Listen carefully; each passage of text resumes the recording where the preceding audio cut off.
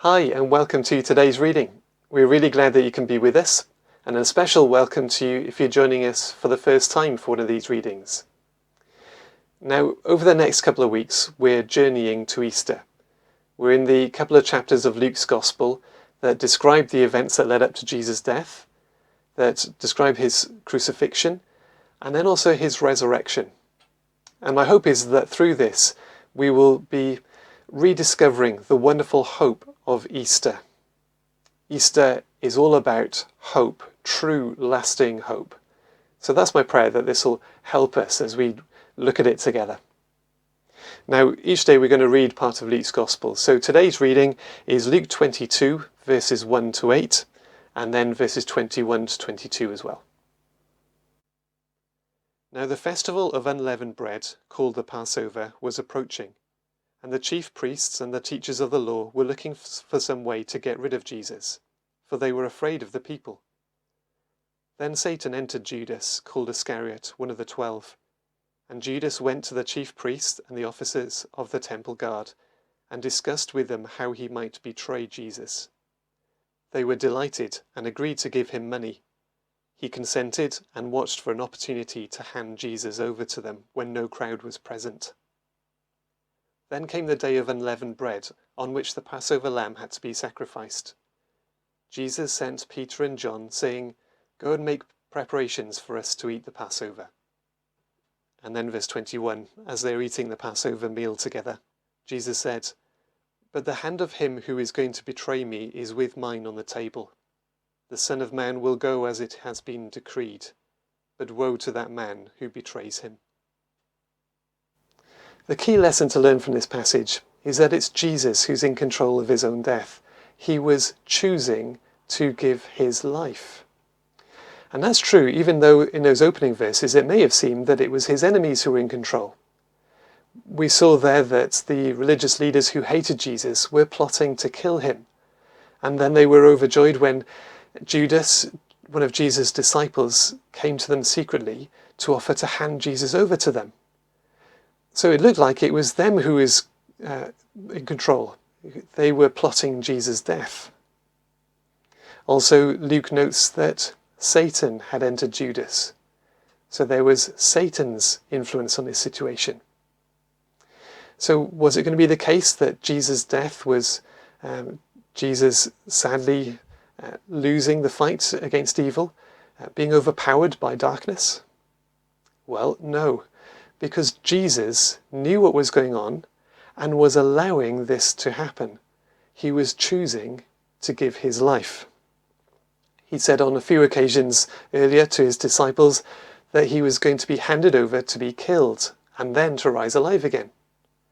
And in verse 15 in this chapter, which I'll read to you now, Jesus said to his disciples, "I have eagerly desired to eat this Passover with you before I suffer."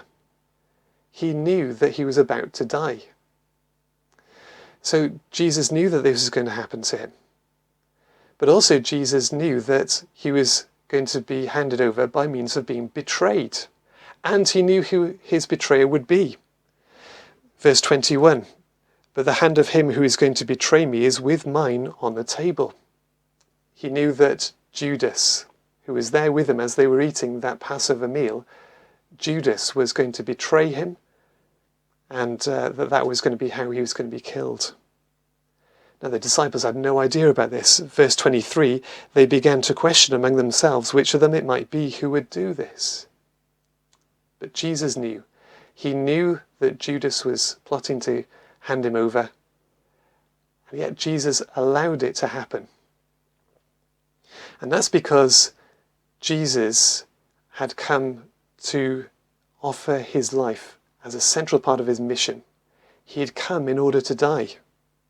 In verse 22 that we read, it says, "The Son of Man," that's Jesus, "will go as it has been decreed." The prophets had explained that this is what the Messiah would do. He would come to die for his people. Jesus knew then that this was his mission and he was choosing to carry it out. He was choosing to give his life. In John's Gospel, Jesus said this to to the people who were listening to him there, he said, "I am the good shepherd. The good shepherd lays down his life for the sheep." Jesus was going to give his life to save his people. He was going to choose to do that. He says in John 10 verse 18, "No one takes it from me, but I lay it down of my own accord." And so here's a remarkable thing here. Jesus is in full control of what's happening. And he's allowing it to happen because out of deep compassion, he was going to sacrifice his life to save his people. So there's the wonder and amazement of this passage. Jesus was choosing to lay down his life. So what does that mean for us? Well, it means then that Jesus is the one we can put our trust in. He was using his power, his authority to surrender his life. He was willingly choosing to offer his life. And you know what? If we put our trust in him, he'll save us. He came to die to save the lost. He saves all who trust in him. And so if we put our trust in him, he'll save us. And so we're warmly encouraged to do that, knowing that Jesus compassionately gave his life.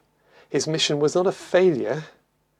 He was doing it deliberately in order to be able to save us. Now, tomorrow we're going to see why he needed to give his life, why that was necessary. But for now, take in that Jesus willingly gave his life. How compassionate he is to do that for us. God bless.